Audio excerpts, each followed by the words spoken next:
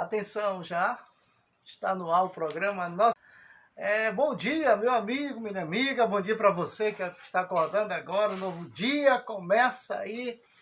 É um dia maravilhoso. Está se aproximando as festas do final do ano, né? Aí, dezembro, muita festa, muitas visitas de família, muitos lares sendo abençoados. Aí pela palavra de Deus, muita gente comemorando, festejando. Esse mês de dezembro deveria ser o mês considerado o mês da família, porque é onde as famílias se reúnem para confraternizar. E isso é muito bom. Pelo menos uma vez por ano se reúne a família para confraternizar. Isso traz alegria, traz mais paz. A pessoa mata a saudade de um filho, do pai, da mãe, dos parentes. E isso para nós, a gente tem tido momentos de alegria, né? Porque é tão maravilhoso quando a família está reunida. Mas a frase que nós temos hoje aqui é: Deus não aceita sacrifício humano. Você sabia que Deus não aceita sacrifício humano? Ele aceita o sacrifício de animais, mas como o templo foi destruído, então foi suspenso toda a liturgia de sacrifício de animais, de sangue, né? Como foi suspenso, então não podemos mais praticar nada que dependa de sangue. Mas nessa manhã vamos ouvir aí minha esposa que está folheando aqui o Sidu completo, né? O Sidu, procurando aqui um abraham, até filar, no qual será para as bênçãos das pessoas que estão assistindo o programa e a família ser abençoada também. Porque cada tefilá, cada oração, cada brachá que a gente se faz aqui no programa Nossa Terra, ela alcança muitas vidas, porque cada tefilá é a palavra do Hashem que está sendo transmitida através do programa Nossa Terra. Baruch Hashem? Baruch Hashem, shalom, bom dia a Shalom, todos. shalom, shalom, shalom, shalom. Assim, Baruch, bendito sejas tu, eterno nosso Deus, Rei do Universo, que remove o som dos nossos olhos e a dormência de nossas pálpebras. Seja a tua vontade, eterno nosso Deus, Deus de nossos pais, que andemos na tua Torá, nos apegarmos aos bons preceitos, não nos deixe cair em poder do pecado, da transgressão, da tentação, do desprezo. Afasta de nós todas as más inclinações do mal e faz que nos apeguemos ao bem. Dai-nos que achemos graça, favor, piedade a teus olhos e aos olhos de todos que nos vê. Dispensa-nos generosas dádivas. Bendito sejas tu, eterno, que dispensa generosa dádiva ao teu povo Israel. Que seja a tua vontade, eterno nosso Deus, Deus de nossos pais, que nos livre hoje e sempre dos homens arrogantes e da arrogância, do homem mau, da mulher má, das inclinações do mal amigo, mau vizinho, das más ocorrências, dos maus olhados, das más línguas e da calúnia, do falso testemunho, do ódio humano, das intrigas, das mortes desastrosas, das más doenças, maus acidentes, de um julgamento severo e de implacável acusador, seja ele israelita ou gentil. Livra-nos também do castigo do inferno. Bendito sejas tu, eterno, nosso Deus, Rei do Universo, que nos santificasse com as tuas ordenações e nos prescrevesse atenção às palavras da Torá. Suplicamos, eterno, nosso Deus, torna agradáveis as palavras da tua Torá na nossa boca e na boca do teu povo, casa de Israel. Assim possamos nós, nossa descendência e dos nossos filhos, todos conhecem teu nome, estudantes de tua Torá. Com dedicação, bendito sejas tu, eterno, que ensinaste a Torá ao teu povo, Israel. Bendito sejas tu, eterno, nosso Deus, Rei do Universo, que nos escolheste dentre todos os povos, nos deste a tua Torá. Bendito sejas tu, ortogador da Torá. E declarou o Eterno a Moisés: falarão e a seus filhos, que haverão de abençoar os filhos de Israel, dizendo: que o Eterno te abençoe e te preserve, que o Eterno faça resplandecer a sua presença sobre ti e lhe conceda a graça, que o Eterno irradie sobre ti a sua presença e faça descer sobre ti a paz. Eles colocarão o meu nome sobre os filhos de Israel e eu os abençoarei. Baruch Hashem. Baruch Hashem. Essa oração, quando fala de eles colocarão meu nome no meio dos filhos de Israel. É quando o nome é trocado, né? É trocado. Todos os servos do Altíssimo, serva do Altíssimo, quando passa pelo Techuvá, ele recebe um novo nome escrito na glória, né? É porque as nossas mães, elas botaram o nome de quê? Pagão. Pagão, porque achou bonito, porque viu em algum lugar, porque viu na televisão um ator, uma atriz, mas não sabe o significado de cada coisa, né? E aquele nome, às vezes, pesa sobre a pessoa, às vezes de trazer bênção, traz maldição, porque todos têm um significado, né? E a ignorância, a falta de saber, o conhecimento, muitas pessoas têm tido um nome que, de vez de trazer bênção, traz maldição. Por exemplo, tem muita gente que é religioso e tem certeza que o nome dele está escrito no livro da vida. Quando você tem certeza, você sabe qual é o seu nome escrito no livro da vida. Eu sei, tu sabe, né? Cada um de nós que praticamos judaísmo, uma das coisas que nós descobrimos foi quando fomos fazer Techuvá, ali foi dado os ensinamentos para que a gente orasse com Hashem, o Eterno, para que o Eterno nos desse um novo nome escrito na glória. Né? Não é assim, porque eu te aceito, já está lá o nome. Não é assim, não. Isso aí é história de homem, né? Mas quando você faz o Techuvá, que você recebe um novo nome, o próprio anjo do Eterno vem falar para você qual é o seu novo nome na glória, porque é aí que está o nome do Eterno no meio dos filhos de Israel. Então, por exemplo, assim, no mundo espiritual eu sou conhecido como Eliarro, mas no mundo material as pessoas me conhecem como Raimundinho, Cavalcante, assim. Mas no mundo espiritual não, é diferente. Por exemplo, quando eu parto para brigar com os demônios, eles já estão sabendo que quem vem lá é o Eliarro, né? Já sabe qual é o meu ministério, a minha dedicação de fazer o trabalho de libertação espiritual das pessoas. Isso aí é uma coisa que a gente adquire, não é de uma hora para outra, né, Ruth? É conhecimento. Conhecimento. Aí não tem demônio, diabo, daimon, essas coisas que a gente não enfrente. E quando a gente enfrenta, a gente vai em nome do Eterno, daquele que nos deu o poder para dominar dominar as forças, né? Assim como os espíritos nascidos e o não nascido. Cada espírito não nascido que se apresenta na presença da gente, mas já vem subjugado por anjos. São anjos poderosos que faz parte da grégora do judaísmo, que nos protege, nos guarda dessas forças, porque, Ruth, lá no Novo Testamento, os discípulos, eles saíram para fazer um trabalho lá, e quando eles voltaram decepcionados, e chegaram e falaram para Jesus: mestre, tudo que tu ensinou, nós fizemos, e aquele homem lá naquele lugar, assim, o espírito maligno que estava nele não saiu. Tudo que tu ensinou para nós já expulsamos demônio em todos os lugares, mas aquele não saiu. Então, existe muitos demônios aí que as pessoas não conhecem, muitos espíritos, porque aquele demônio, se ele estava incorporado, a gente já tem a psicologia de saber que ele é um nascido.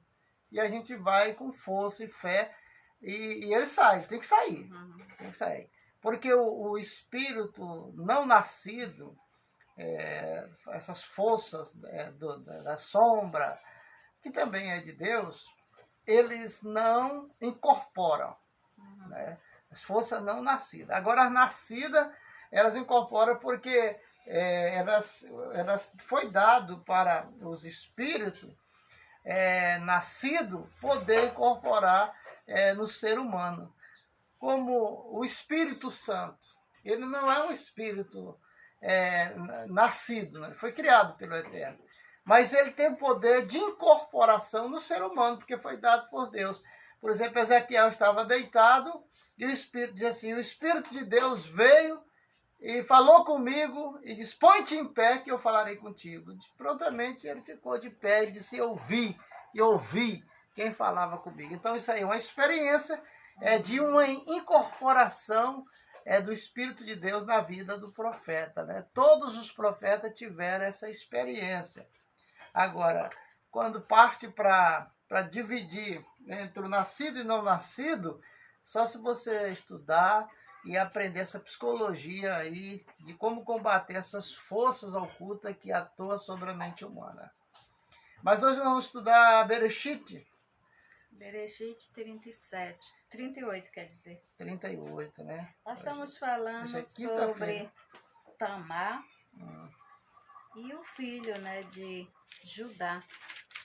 Essa mulher que ela casou, aí teve a lei do levirato, ela casou de novo com o cunhado, mas porque eles não queriam ter filhos, o Eterno terminou, quer dizer, aqui diz que matou, né?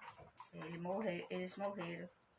Foi quando Judá disse que era para ela ir aguardar na casa dos pais, quando chegasse a idade para casar com o terceiro filho. Judá tinha 3 filhos, 2 já tinham morrido, e o temor dele, porque quando a criança chegou a ficar adulto na idade de casar, ele fez de esquecido, porque ele temeu, já que morreu 2 filhos dele, só com uma esposa, né? Quer dizer, muitos dizem assim, ela matou 2. Aí ele ficou temendo pelo terceiro. Não é que a pessoa matou os 2 filhos dele. É porque os 2 filhos dele teimaram com Deus e morreram. Ruth, acontece uma coisa assim, ó. Eu já vi, assim, viúva que já teve 3 casamentos e no livro de quem? Tobias? Era de Tobias, que a mulher era amaldiçoada. Ela casou 6 vezes, né? Era. E no 7º casamento que ela deu certo. Está na Bíblia católica, isso aí. É o livro de Tobias. Você pode procurar. Você que é católico, procura aí. É interessante. Na noite de núpcia vinha um demônio e matava o noivo. Que tinha terminado de casar, né? Chegava nem cumprir. A mulher casou 6 vezes. 6 vezes ela era virgem.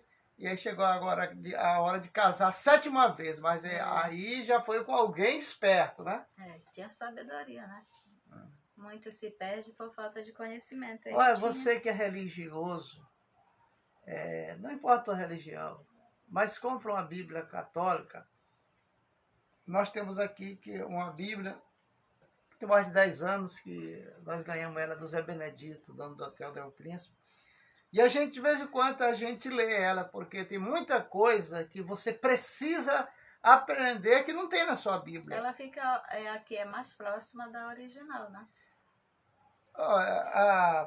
Por exemplo, a Bíblia católica, ela tem muitos livros, 7 livros a mais, que são os livros cânon, né? Mas você deve ler, você vai ver, tem a história de Tobias, tem muitos Macabeu, né? O primeiro e o segundo Macabeus.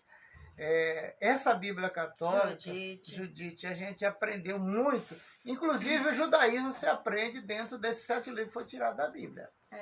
Porque a Bíblia, por exemplo, quase 2000 anos atrás, a Igreja Católica Apostólica Romana, eles traduziram a Bíblia e alguns pergaminhos. Então, fizeram a Bíblia. E essa Bíblia ela foi traduzida para alguns países. Mas, quando surgiu a época de Lutero, que Lutero se rebelou contra a Igreja Católica e criou os protestantes, né, que era chamado de herege, Isso aí conta a história, você acha na internet.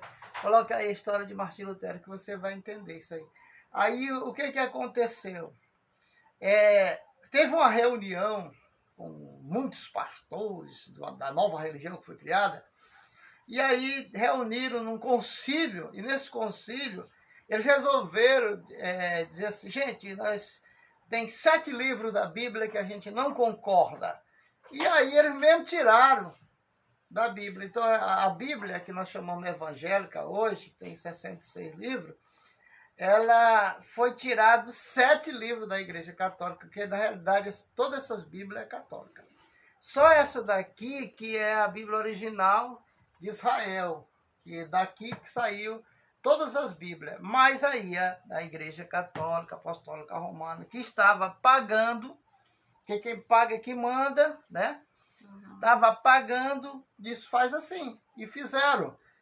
Então, antes de eu ver todas essas religiões que tem aí, protestante, evangélico, existia a Igreja Católica com a sua Bíblia. E ali era feito as doutrinas, os ensinamentos. Então, quando houve essa rebelião na época de Lutero, porque as pessoas acham que Lutero foi um grande homem, um grande santo, né? Mas se você for para a história, você vai ver que ele fez uma rebelião. Né? Ele tentou dividir o clero romano, ele tentou dividir a Igreja Católica e não foi aceito, e ele foi expulso. Ele foi expulso porque ele se tornou um herege. E aí formou o que nós temos hoje chamado de Igreja Evangélica.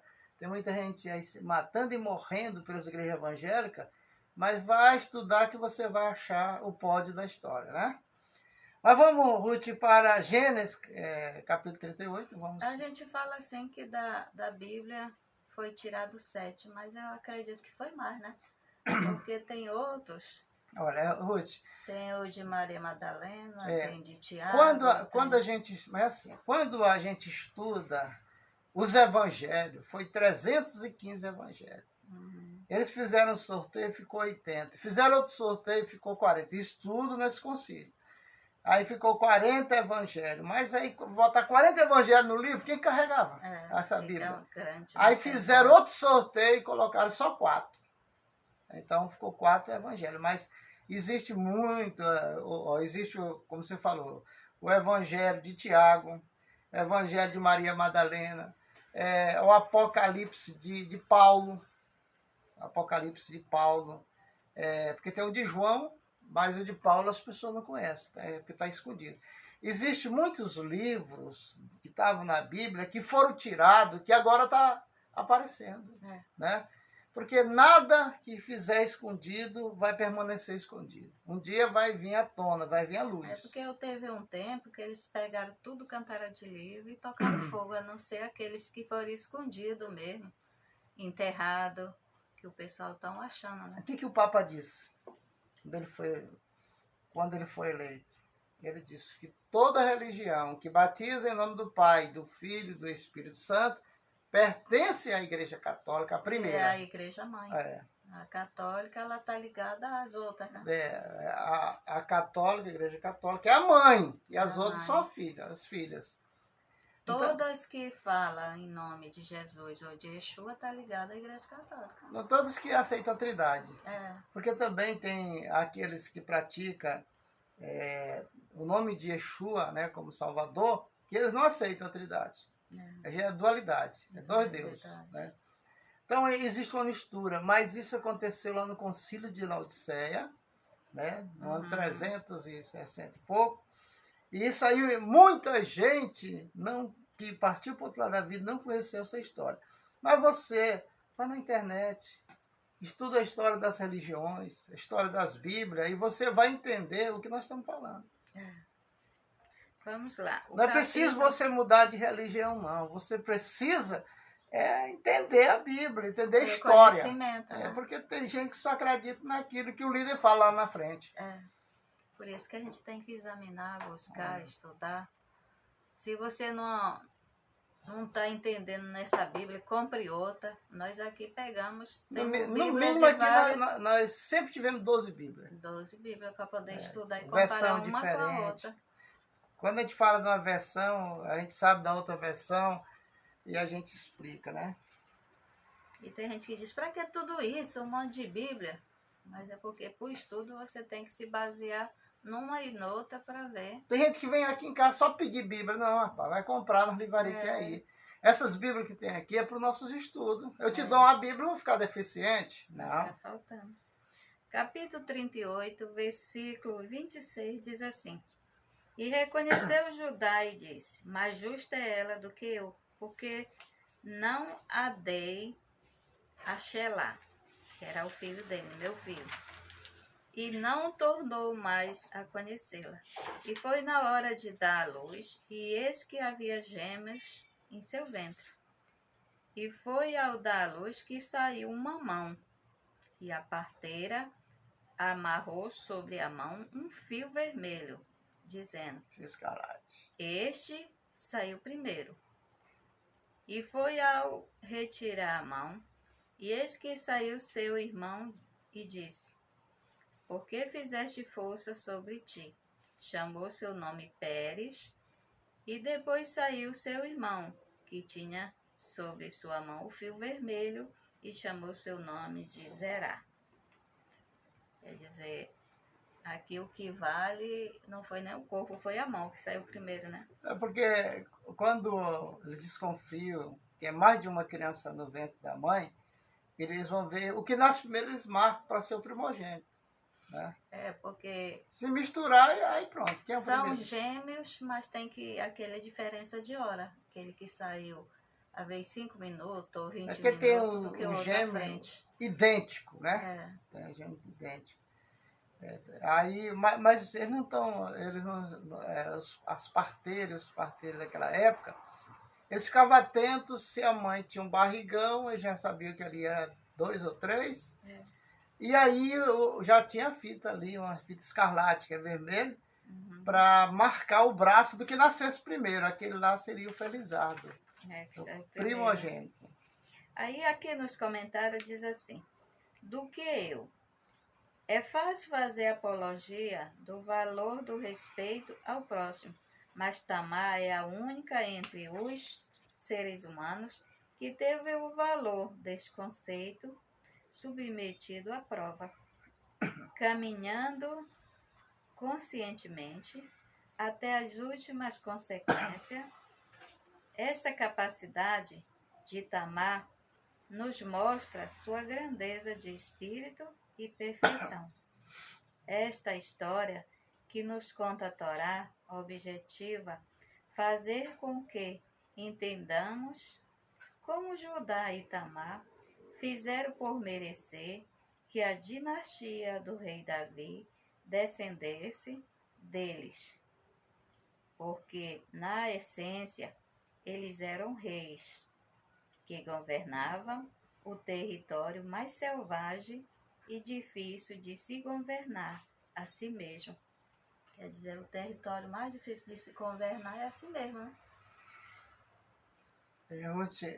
Só um instantinho. Hoje eu estava assistindo o Jornal Liberal, da Belém do Pará, e estava vendo o que a Sociedade Bíblica do Brasil está fazendo lá em prol dos ribeirinhos, né? Os barcos superlotados de cesta básica. Água, eles vão descer lá para levar para os ribeirinhos, aqueles que moram distante de Belém, naquelas ilhas, né? E levar a cesta básica. Eu estava pensando, rapaz, o valor de uma cesta básica para cada ribeirinho, quando eles pegarem assim, eu acho que eles vão chorar de alegria, né? A cesta básica é grande, nessas coisinhas que a gente vê por aqui. A maioria desses ribeirinhos, eles vivem da pesca, né? Da pesca, do açaí. Mas agora, pela seca, o rio secou. Aí, em lugar de água, está como se fosse um campo. Não, mas lá onde eles vão trabalhar, Ruth, o navio não, um barco grande passa, né? Então, é no rio mesmo. É no rio. Oh, meu filho. E para isso, a gente... Ei, você aí que é líder de associação, sindicato, você que está na frente aí de uma entidade beneficente, faça isso. Ajude os menos favorecidos. É a coisa que mais agrada a Deus, né, Ruth? E secando o rio, Não, aí tu já tá falando de secar do rio. Eu tô falando lá de Belém, nas ilhas, Pois é, onde tem água tem tudo. sim. Tu tá falando de Ribeirinho, deu até as localidades. Quando se fala de secar o rio, já é lá para tua terra, para Santarém. Não, mas aquela... tem muita parte que são ribeirinha que o pessoal está passando dificuldade até para beber. Porque muitos bebem da água do rio, eles comem através do rio por causa da pesca e está faltando. Eles têm que cavar poço para poder E ter o água. alimento ficou escasso lá para E eles. está tudo difícil. Então, Mas o essas governo pessoas que federal, estão indo estadual, eles estão dando assistência a esse povo. dando Porque se assistência, não der assistência, acaba com morre. tudo, né? E aí estão levando alimentação e água para eles também. O que eu acho interessante, Ruth, é que a mão amiga da sociedade particular também tem entrado nisso para ajudar esses E é uma menos grande favorecidos. caridade, porque se você der um prato de alimento, já acrescenta dias de vida, né? E levando uma cesta Aquele básica... que der um copo com água para um profeta, na qualidade de profeta, terá galardão. Então as pessoas estão sofrendo. Eu acho que esse mundo tem muita maldade, mas está melhor do que antes. Esse mundo tem muita ação social aí das partes das empresas particulares que não aparecem, mas estão fazendo. Estão fazendo a diferença, né? Não importa, você não precisa aparecer nessas coisas, não. Só colabore e deixe que a mão de Deus te alcança. Ela vai te abençoar por isso, porque é o que alegra o coração de Deus. É quando você dispõe de alguns bens para ajudar, no caso do que está acontecendo agora, né? É um necessitado. Mas vamos para Bereshit, né? Gênesis. A Parashá de Vaesev. Aqui diz assim, no versículo 29, diz Pérez e Zera. Quer dizer, o nome dos dois filhos que nasceram. Outra, a gente diz assim, ele perdeu 2 filhos, né? Que casou com a mesma esposa no casamento de... Como é que chama? O Randy gosta de falar? Levirato. No casamento do Levirato, ele perdeu 2 filhos. E sempre a gente vai falar, porque é a lei, a advocacia da Bíblia, né? E aí... Judaica. Ela engana ele porque ela tira os trajes, as vestimentas de uma viúva e veste de rameira, né? Porque a Torá, a Bíblia, sempre ela mostra a diferença de roupa. Se a jovem era virgem, ela vestia uma roupa. Só vestia aquele tipo. Se é casada, ela vestia também de uma maneira. Aí, pessoal, vamos compartilhar, vamos curtir, vamos se inscrever e comentar, né, Ruth? Se era viúva... A tia Antônia Martins, né? Ela vestia também uma roupa de viuvez. E ela, para enganar o sogro, porque o sogro já estava enganando ela. Uma que o filho já estava na idade de casar. Outra, o próprio sogro também já poderia até casar com ela também, não era proibido. Ou então, se ele não quisesse, ele deixasse que ela casasse com um parente mais próximo, como Ruth fez, né? Casou com um parente mais próximo. Mas não, ele ficou enrolando. Essa história de casamento dentro da Bíblia, do Velho Testamento, Ruth, tem as suas normas e regras, que é a tradição familiar, né? Então tem que manter o padrão familiar. E ele podia ter resolvido isso mesmo. Poderia, ele ficou enganando, ele ficou deixando passar o tempo. Casava com a viúva. Era. Ele também era viúvo, né? Também. E o que ela fez? Ela enganou ele, tirou as roupas de viuvez, vestiu-a de rameira. E lá ela teve um tempo ali com ele, sexual. Ali teve negócio de um penhor, de trocar. E pelo um cabrito, ela pegou o manto, o anel selo e o cajado dele. E para ele devolver depois, trocar, né? Que era um penhor pelo um animal que ele tinha, como fosse um carneiro, um cordeiro. Quando ele volta, ou ele manda, não acha mais, chama consagrada, né? A consagrada. Você vê que o nome consagrado significa rameira, né? E não encontra. Mas aí nunca mais ele veio falar dela. Com 3 meses a barriga cresce e o pessoal leva até ele a história, né? Os fofoqueiros dizem, ó, tua nora, ela tá grávida. Acho que ela se... Ainda não viste, não? É. Aí diz assim, aqui no versículo 23. E disse Judá, que eu guarde o penhor, para que seja menosprezado. Eis que envieste cabrito, e tu não encontraste. E foi o cabo de 3 meses, e foi anunciado a Judá, dizendo, adulterou Tamar, tua nora, e também está grávida por adultério. Disse Judá, tirai e que seja queimada. Ele mesmo ordenou, né? Mas o que ele disse, ele tem que desfazer depois, porque quando ele vê que... Ele sentenciou logo ela à morte, né? Quando ela vai e manda os objetos e diz, ó, o pai do meu filho, o dono é isso aqui. Aí apresenta o anel, selo, a capa e o cajado. Aí ele viu que foi ele, que é, quer dizer, o pai, né? Sou mais pecador do que essa mulher aí. Mais justa é ela do que eu. E ali ele perdeu 2 filhos, ela engravidou, quando teve foi 2 filhos de novo. Quer dizer, o Senhor mandou de volta. Ou não, mas veio 2 filhos para ele, né? Porque ele tinha perdido 2. Não, pela lei do Levirato, é o retorno das almas. No Salmo 23 fala, é ele que faz voltar a minha alma. Né? E aqui o nome ela deu para ele, os 2 filhos, um chamou Pérez e o outro Zerá. Cabalisticamente, o nome Zerá significa brilho, que faz alusão ao sol. Por isso que tem que ter o significado do nome. Você não pode pegar qualquer nome e botar nas crianças, que é aí no seu filho que vai nascer. Primeiro você tem que buscar um nome e ver qual é o significado do nome, para trazer bênçãos para aquela criança. Né? Você vê minha filha. Meu filho tem 2 filhos. Tem mais, mas tem 2 os últimos. Caleb e Ridel. Aí minha filha estava grávida. E aí a gente falando aqui, qual é o nome que vai botar? Tem que botar o nome bíblico, eu não sei o que tem. De repente ela aparece com o nome Calel. Calel? O que é Calel? É a mistura de Léo com Caleb. Deu Calel. Mas também conta que era um anjo que protegeu Daniel na cova dos leões. Né? Então esse nome é o nome de um anjo, né? É um anjo. Então Calel é o nome de um anjo. E aí a gente, por exemplo, a nossa família, ela está se reciclando, né? Nós já temos quantos filhos circuncidados? Nós temos 2 filhos circuncidados e 3 netos.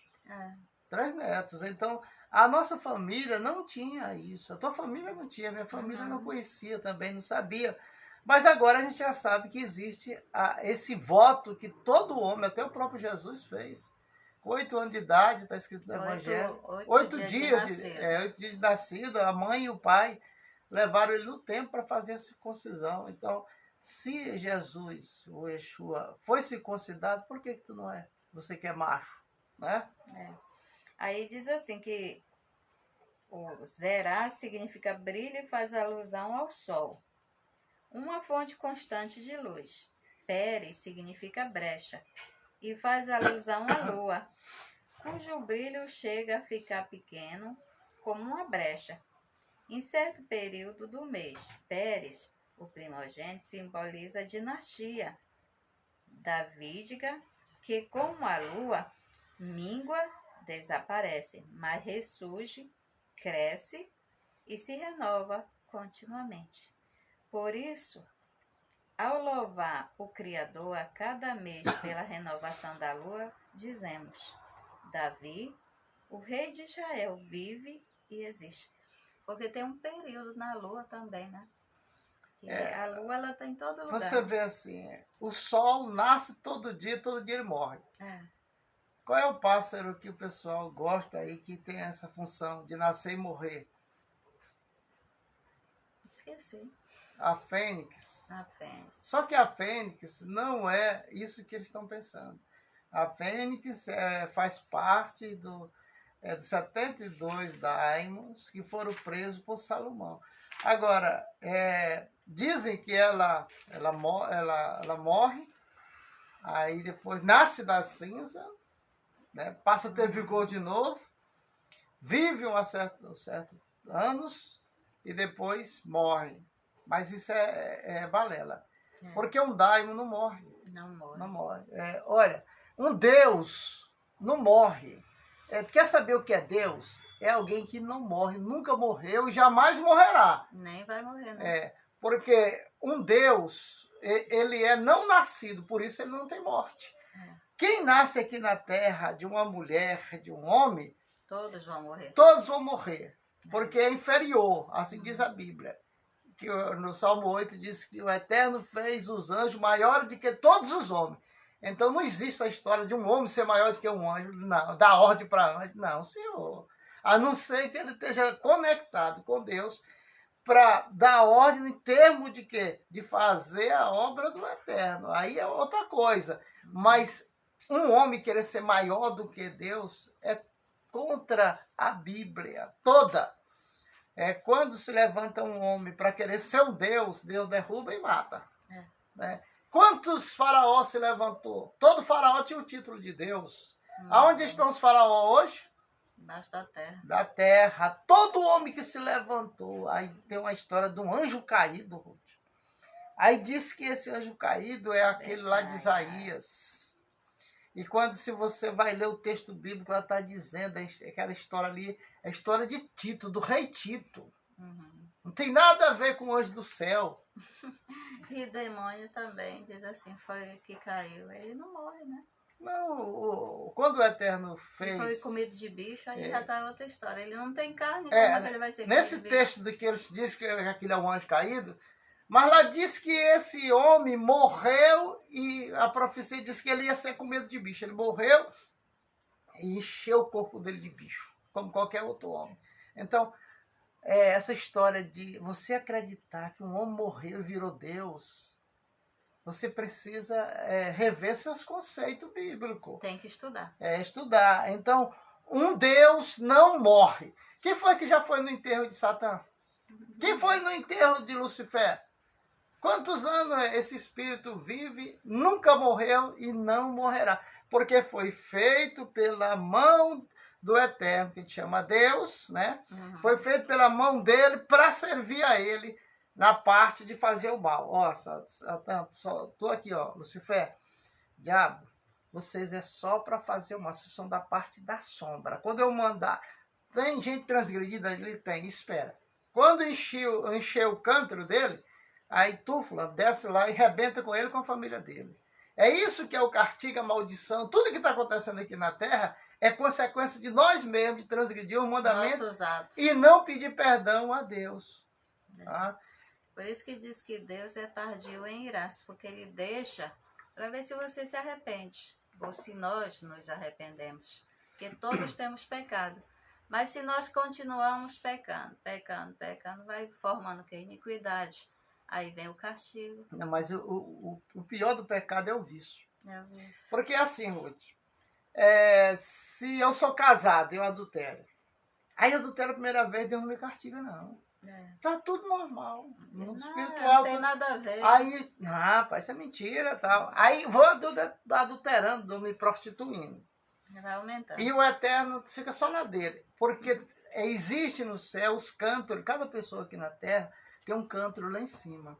Todos os pecados, todo dia os anjos chegam com os pecados daquela pessoa e jogam dentro daquele cântaro, de cada pessoa. Quando enche, começa a transbordar, aí o Eterno chama, vem cá, Satã. Vem cá, Satã. Ela tá vendo aquele fulano lá, o nome dele é fulano, assim, assim. Olha aqui como é que tá o canto dele. Você vai descer e vai castigar. Só que esse Satã, esse Lucifer, esse diabo, esses demônios, eles não têm o quê? Misericórdia. Eles descem para arrebentar. Quando é para o anjo da bênção, que você fez uma coisa e merece uma bênção, ele mexe os céus. Mas aí eu até dizer, tu, desce lá, Gabriel, desce lá, ou Miguel, outro anjo lá. Porque sempre ele manda Gabriel, porque tem uma legião de anjos carteiros que vêm entregar resposta às orações.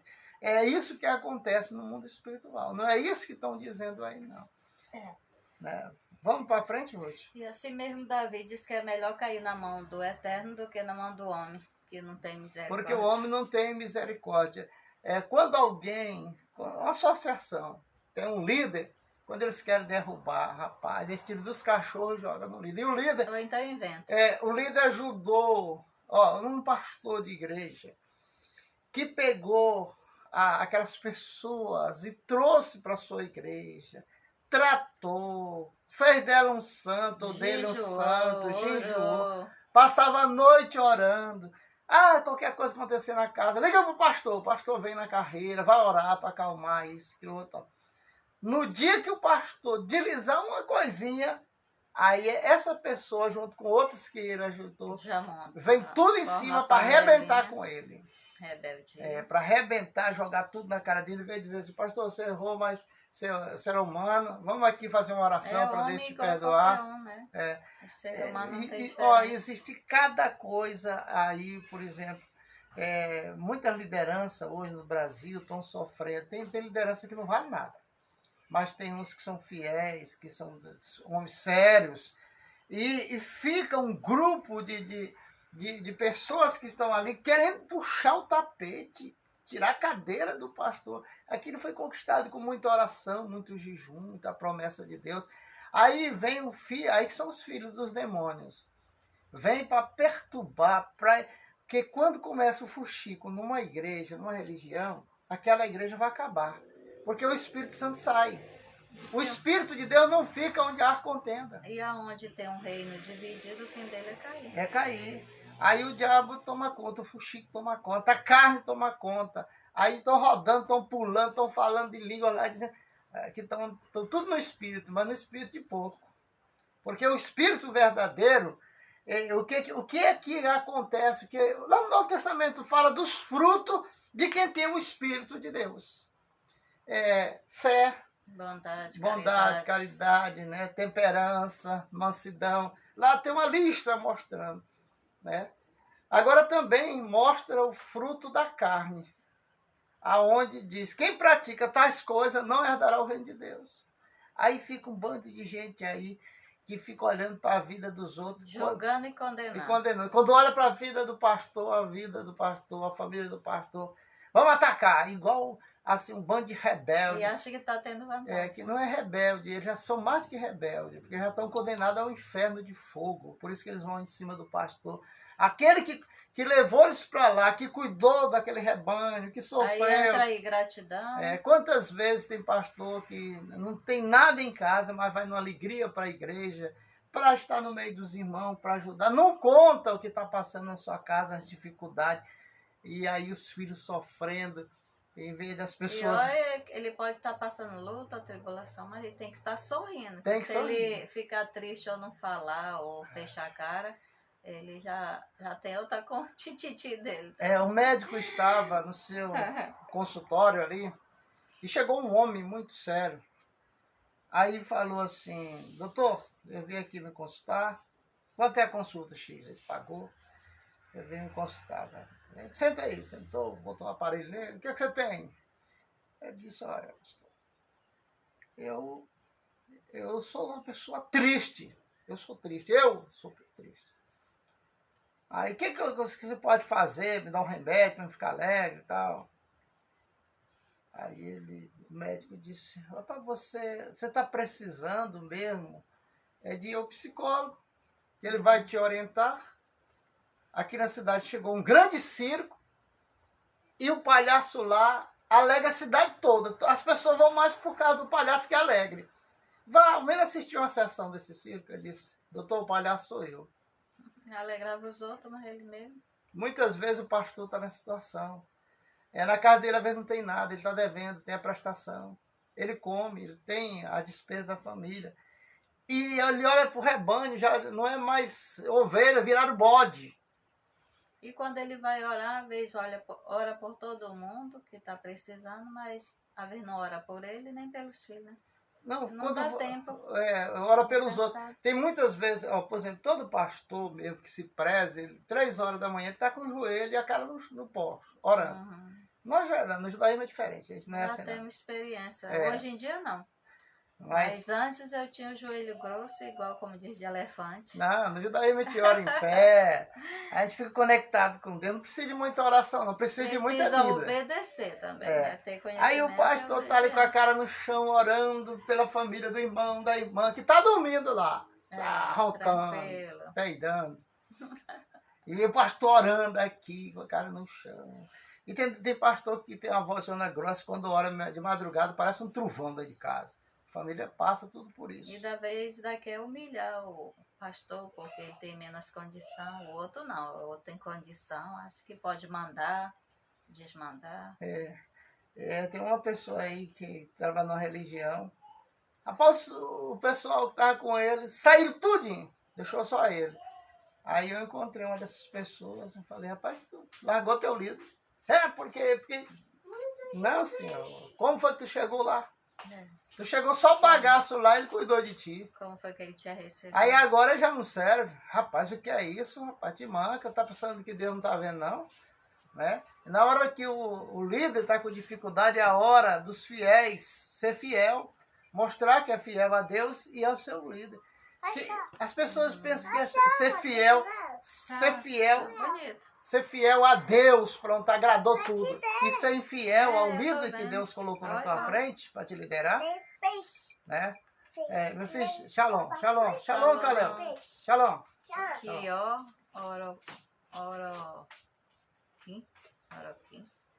não deu para ler o nome, né? Mas, Ruth, então, o que nós estamos falando aqui, isso acontece em toda a sociedade, na política, acontece na religião, na família, tudo acontece. Não, e os filhos? Os filhos do pastor ou do líder, ele não tem mais nem nome.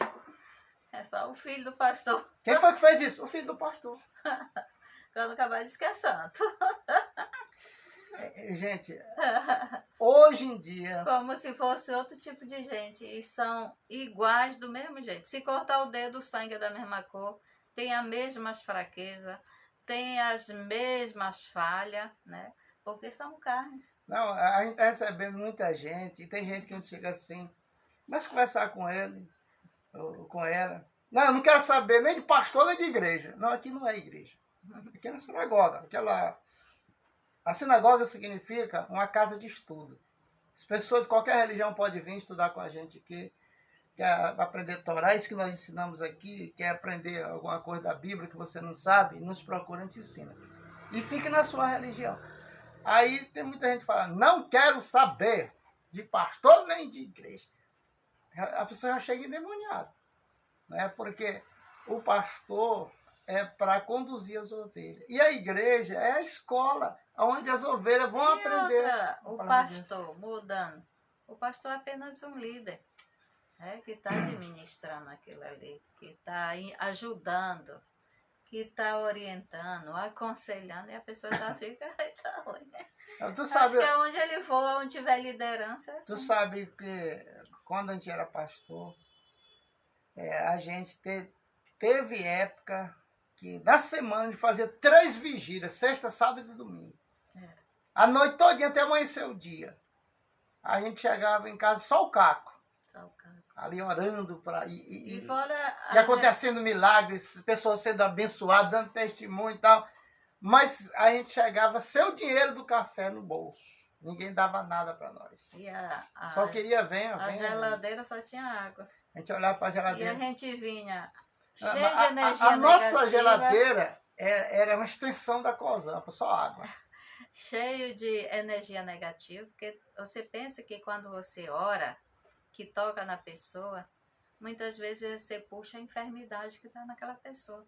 Uma vez eu orei pelo um rapaz que ele estava com problema na garganta e já ia fazer a biópsia para ver se estava com câncer, porque já tinha feito vários exames e nada, né? Não tinha resultado, dizia nada. E eu fazer esse exame, eu fui e orei. Orei de noite, quando de manhã amanheceu um tumorzão bem aqui, ó, no pescoço. E eu tinha que viajar e fui viajar com esse tumorzão no pescoço. Quer dizer, você ora por alguém, você está puxando as energias negativas, as enfermidades, às vezes até os espíritos estão perturbando aquela pessoa. Tem hora que eu olho assim na internet, lá vejo minha filha.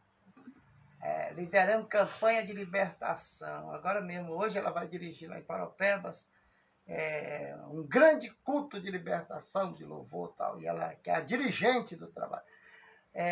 Aí eu fico assim, minha filha, você puxou pro teu pai, né? Eu já passei por isso aí tudinho. Já passei e não quero mais não.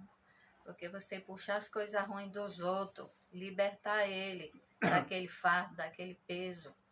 E depois, o que ele te paga? O que ele te dá? Eu disse para ela. A ingratidão, o desprezo. Toda vez que você viu eu viajar e eu ir pregar nas igrejas, em outros estados, nunca me deram nada. Nunca ganhei nada, nunca pedi nada. Porque para ganhar tem que pedir. E eu não tenho essa cara de pau. Eu também não gosto de pedir. Aí ela disse, mas o marido dela, nós também não pedimos. Se a pessoa quiser dar para passagem, tudo bem, senão. Digo, eu tô Raimundinho. Mas ela é muito usada, a pessoa gosta dela, ela busca, ela tem herança, né? Tem herança. Mas o levante, você gasta seus créditos, seus depósitos, através das tuas obras. Moisés... Por alguém que não dá, nem te valoriza. Moisés enfrentava os inimigos de Israel, arriscando a sua própria vida para defender o povo israelita. Moisés tinha a época que Deus castigava o povo de Israel, ele levantava para brigar com Deus. É uma oração que ele fez. Céus, inclina teus ouvidos. Quem estava no céu é o Eterno e todos os anjos. Ele diz, inclina teus ouvidos, céus. Quem mora em cima e tiver me ouvindo, inclina os ouvidos para ouvir o que eu tenho que falar. Cabra abaixo. Ele desafiava mesmo. E Deus gosta quando você desafia ele. Mas quando você está retinho com ele. Olha, tem que estar no altar. Tem que estar afinadinho. Tem que estar, senão... Aí ele disse assim, rasteira. Chamou os céus, os anjos, tudo para testemunha. Hashem, se for para te matar esse povo, como tu disse que ia matar, risca meu nome do livro da vida e me mata junto com ele. Com eles. Esse cara é doido. Não, e outra, diz assim... O povo era um povo ingrato. Moisés só vivia na pressão, estressado, porque os levantes, Corá, Datã, Abirão, fora os outros, que eles incentivavam, tiraram logo de dentro do templo 100 e poucas pessoas que ajudavam dentro do tabernáculo, que eles fizeram ali a panelinha e greve. E aí o Eterno diz assim, sabe o que tu vai ganhar, Moisés? Qual é a tua recompensa? Só pedrada. Moisés nem sabia. Informação. Aí Deus falou assim, ei, Moshe Rabinu. Aí ele disse, sim, senhor, fala, Deus, que teu servo ouve. Fala, Hashem, que teu servo ouve. Tu sabe o que tu vai ganhar aí com esse negócio aí de cuidar desse povo israelita, defender esse povo? Aí ele, não, senhor, você vai ganhar pedra, calúnia, difamação, pedrada. Mas quer dizer do povo, né? Agora do Eterno não. Pois mas o presente dele que o povo ia dar a ingratidão. Era ingratidão, era fuxica, era contenda, era pedrada, era falso com testemunho. Rapaz, mas mesmo assim ele não abriu mão não daquele povo. Não abriu. O Eterno falou assim, até o fim, né? Um dia o Eterno pleiteou com ele assim, falou assim, Moshe, vem cá, Moshe, eu vou te falar uma coisa aqui. Deixa eu matar esse povo aí tudinho. Eu te dou outro povo, o dobro do número de gente, e muito melhor do que isso aí. Porque o povo ruim é esse povo israelita. Tá vendo Deus operando e ainda tá reclamando e murmurando da situação. Aí Moisés era cabra macho. Olhou assim, aí disse, Eterno, quer saber de uma coisa? Tu não vai matar ninguém aqui não. Deixa esse povo aí, eu cuido dele. O que o povo... Mas o Eterno estava testando, sabe o que? O amor. O amor que ele tinha pelo próximo. Ele diz assim, o que o povo vai dizer? Tirou o povo do Egito para morrer no deserto? Pois vem matar aqui nesse lugar. Então não adianta. Não, aí cadê a vitória do meu Deus? Não, tu não vai matar esse povo não, de jeito nenhum. Aí o Eterno falou assim, olhou assim no coração dele, viu só amor por aquele povo. Ei, Ruth, é isso que o Eterno quer ver na gente, amor pela nossos liderados. Muitos pastores, muitos líderes religiosos, muitos padres, bispos, tem amor pelo rebanho, vive, faz aquilo com gosto, o trabalho ali que ele é confiado, religioso, faz com gosto ali e as ovelhas gostam e vê. Então, aí Moisés passou por essa prova. Não, e outra coisa, quando acontecia alguma coisa, aí o Eterno vinha bater papo com Moisés. Moisés, deixa eu te falar uma coisa. Ele já sei que é bronca. Quando o Eterno vem assim, eu sei que é bronca. O que foi? O teu povo está fazendo isso. Quer dizer, está transgredindo a lei, está saindo dos meus caminhos. O teu povo. Quando Moisés ia lá, metia o cajado lá e botava todo mundo alinhado, aí sabe o que o Eterno dizia para Moisés? Moisés, o meu povo agora está legal. É porque muda. Quando transgredia, era o povo de Moisés. Quando estavam sem transgressão, santo, kadosh, é o povo de Deus, o Deus falava. É assim que Deus quer que nós sejamos isso. Porque o povo que ele diz assim, o teu povo é aquela mistura que veio junto, que Moisés trouxe. Mas não era o Eterno que queria e nem disse assim, traz. Não, Moisés trouxe por conta própria. Não se comenta isso, mas dentro do judaísmo a gente comenta. Assim, Moisés, a responsabilidade que Deus tinha era com o israelita. Com o israelita. Os outros presos, os outros escravos de outras nações, eram 70 nações. E tudo servia. Foi daquelas porcarias que surgiu o bezerro de ouro. Foi. A idolatria dentro do povo de israelita. No meio do povo. Então, quando Moisés apresentou essa causa para Deus, que ia levar as 70 nações com ele para atravessar o Mar Vermelho, aí Deus, ele disse assim, essa ideia não é minha não, é tua. Mas tu quer, então vou apoiar. Porque quem conquista o coração de Deus, consegue qualquer coisa. Com ele, né? Com ele. Ele disse essa ideia de... Porque esse povo vai te dar trabalho lá na frente. Porque Deus vê lá na frente, vê tudo, né? Tem lugares que o Eterno diz que o povo seria como prego nos olhos, né? Então, porque o Deus do israelita é o Hashem, o Adonai. O Criador. O Deus daquelas nações pagãs que ali estavam era o ápice. Era o boi. Era o boi. Por isso que eles fizeram um bezerro de ouro. Porque cada pessoa, mesmo que ele não tenha imagem, mas a imagem está no coração e na mente.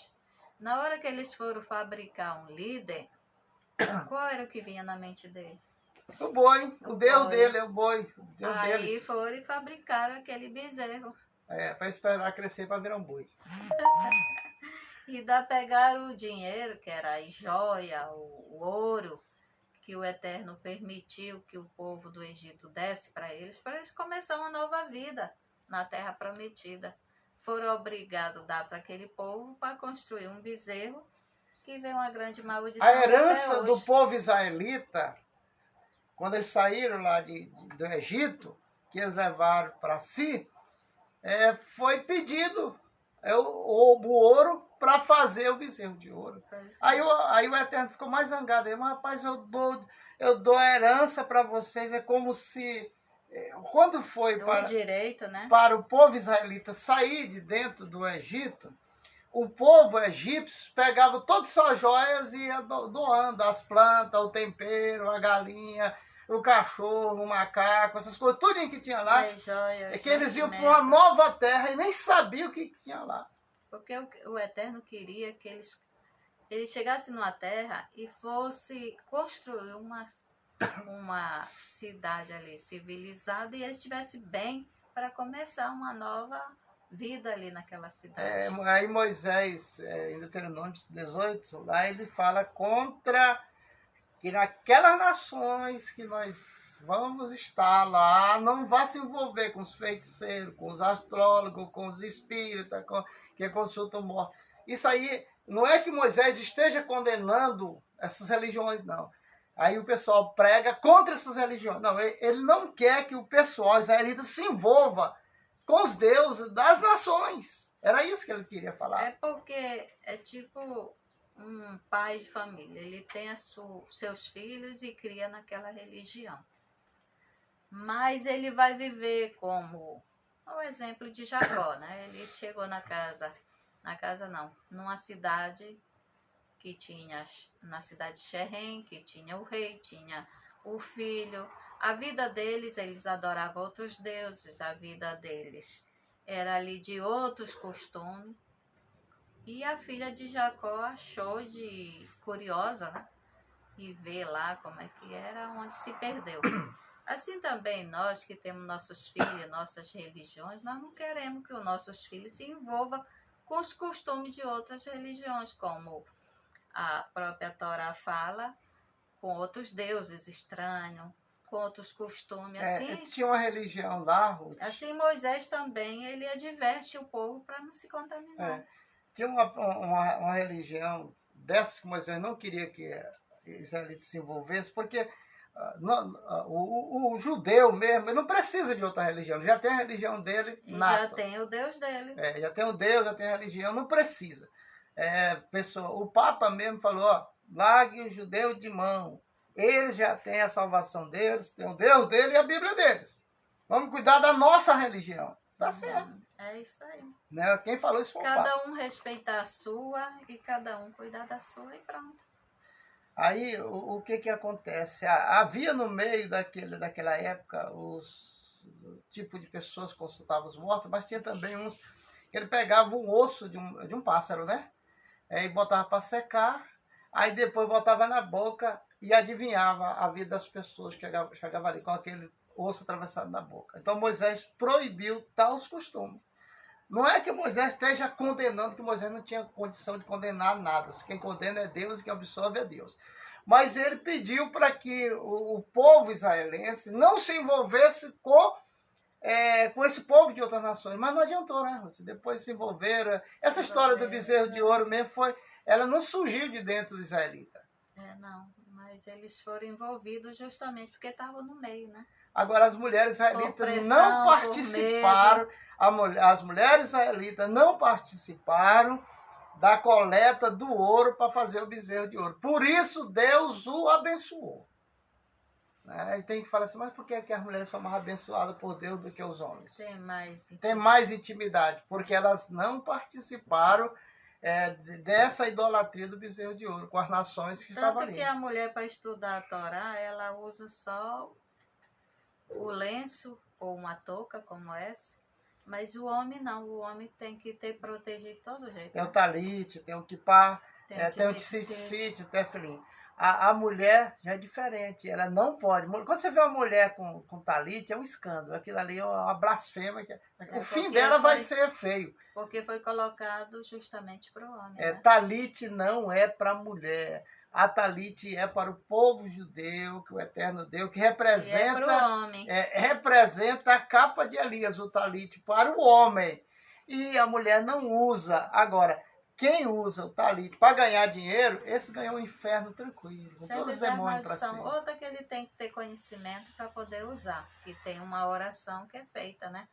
Se você usa sem oração... Eu ouvia falar que diz que o judeu fica com raiva quando alguém usa uma bandeira de Israel, usa alguma coisa de Israel. Hoje eu já entendo por quê. Um culto lá, tinha um pastor lá pregando e tal, e cuspia fogo, que não sei o que é que tem, que pulava, e ele estava com o talite. Aí eu esperei, tu tá lá no dia, tá? Aí, mas isso faz tempo, não foi faz muitos anos.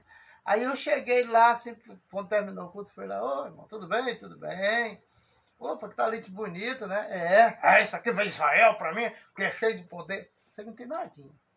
Eu fui logo desmoralizando ele, não tem nadinha disso aí. Tu sabe a oração que está escrita aqui em hebraico? Não, mas não precisa. Você está trazendo a maldição para você. Rapaz, Se não souber usar. Se não a pessoa que não está consagrada, que não fez techuvá, que não conhece o Deus de Israel, ele vai usar o manto de Elias, que é uma coisa consagrada. Mas eu comprei com o meu dinheiro. Tu pode ter comprado com o teu dinheiro, mas é um símbolo de santidade. O talite, ele tem um peso muito grande, espiritual. É uma coisa que eu acho engraçada. Para você usar, você tem que saber como, porque se você olhar Todo homem que coloca um taliche nas costas, ele moca assim. Moca. Não sei porquê, né? Ele entorta. Quando tu na falou é que eu hora, fui reparar. Porque tem um peso espiritual muito grande. É a força de... E a pessoa tem que saber usar. Mas- Chegamos ao final de mais um programa. Nós conversamos aqui, esquecemos do horário. Você que Bora, não Rocher, curtir, vamos curtir. se teu telefone celular deu problema, deu defeito, procure a UTI Céu na Folha 20, quadra 8, lote 19. Falou com os técnicos lá, na hora vai ser resolvido o problema do seu celular. Não passe o Natal com esse celular velho ruim aí travando, bateria descarregando, carregador que não carrega completo. Aqui na UTI Céu tem tudo, tá?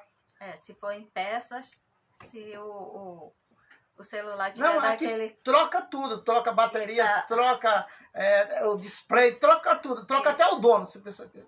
Tem uns que dá vontade de jogar na parede. Se tiver assim, compre outro novo. Se a pessoa, eles trocam até o dono. Se o dono não quer mais, vende pro rapaz, ele compra. Fique na paz. Shalom, shalom.